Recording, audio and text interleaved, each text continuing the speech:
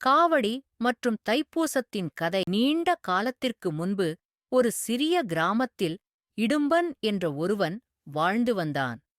அவர் முருகப்பெருமானின் மகா பக்தராக இருந்தார். முன்பு அவர் ஒரு சக்தி வாய்ந்த அசுரனாக இருந்தபோதிலும் அகத்திய முனிவரின் சீடராக இருந்து பக்தியால் ஒழுக்கமுள்ள வாழ்வை மேற்கொண்டார்.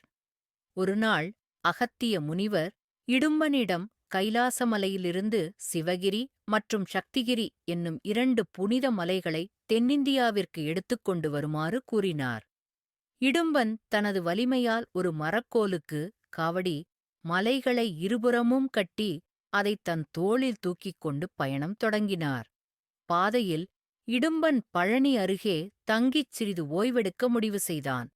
காவடியை தரையில் இறக்கியவுடன் மலைகள் அசையாமல் நிலைத்து நின்றன.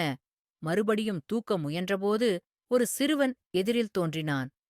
இடும்பன் அந்த சிறுவன் யாரென்று தெரியாமல், "மழலை, என் வழியை விடு" என்று கூறினான்.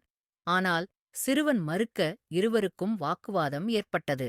பிறகு அது ஒரு யுத்தமாக மாறியது. வலிமையான வீரனாக இருந்த இடும்பன் முருகனை வெல்ல முடியவில்லை.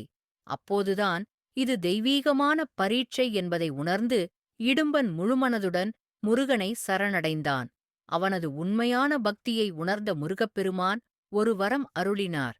"உண்மையான பக்தி மற்றும் பணிவுடன் காவடி சுமக்கும் எவரும் என் அருளைப் பெறுவர்."